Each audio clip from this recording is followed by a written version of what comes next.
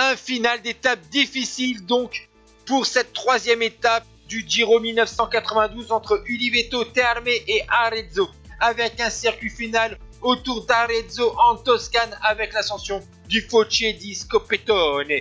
Donc deux hommes à l'avant de la course. Il y a Flavio Vanzello de la GBMG et Mario Mantovan de la ZG Mobili, deux coureurs qui disputent leur deuxième Tour d'Italie. Un groupe de compte s'est constitué à une vingtaine de secondes, tandis que le peloton va passer avec un petit retard de 45 secondes. Donc maintenant place à ce circuit final. On a un groupe d'une dizaine de coureurs en compte, avec notamment Yvon le Danois, qui vont bientôt revenir sur le duo de tête, alors qu'on va grimper cette montée du Foce di Scoppettone avec des passages à plus de 9%. Derrière, au sein du peloton, ce sont les équipiers de Mikael Indurain qui ont décidé de mener l'allure. Les deux hommes de tête vont être repris et ensuite c'est au tour des punchers de se montrer à leur avantage, avec tout d'abord Enrico Zaina de la Mercatone Uno. Il va être rejoint quelques mètres plus loin par un Suisse, Pascal Richard de la formation Festina Lotus, vainqueur de la 16e étape du Tour de France 1989.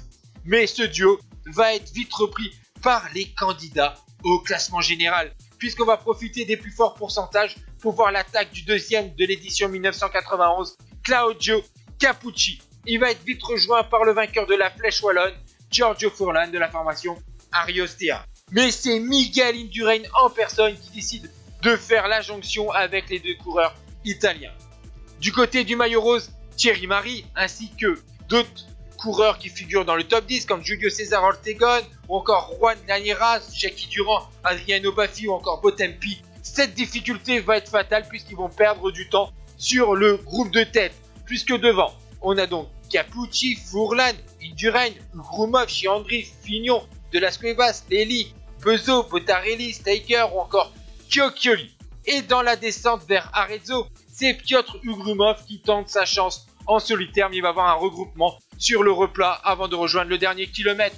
Et finalement, c'est au sprint que Massimiliano Chiandri de la Motorola va donc s'imposer au sprint. Derrière, on voit un petit groupe à 35 secondes, mais surtout le peloton avec le maillot rose à 39 secondes. Donc Mikael Indurain prend donc le maillot de leader. Et on va voir donc le sprint victorieux au ralenti de Chiandri qui s'impose largement avec un vélo d'avance sur Massimiliano Lely. Yvon le Danois est 3e, 4e place pour Capucci, 5e Giorgio Furlan, 6e Laurent Fignon. Et au classement général, bien sûr, Indurain prend le maillot rose avec 7 secondes d'avance sur le Danois et 10 sur Laurent Peuzot. Ciao tout le monde.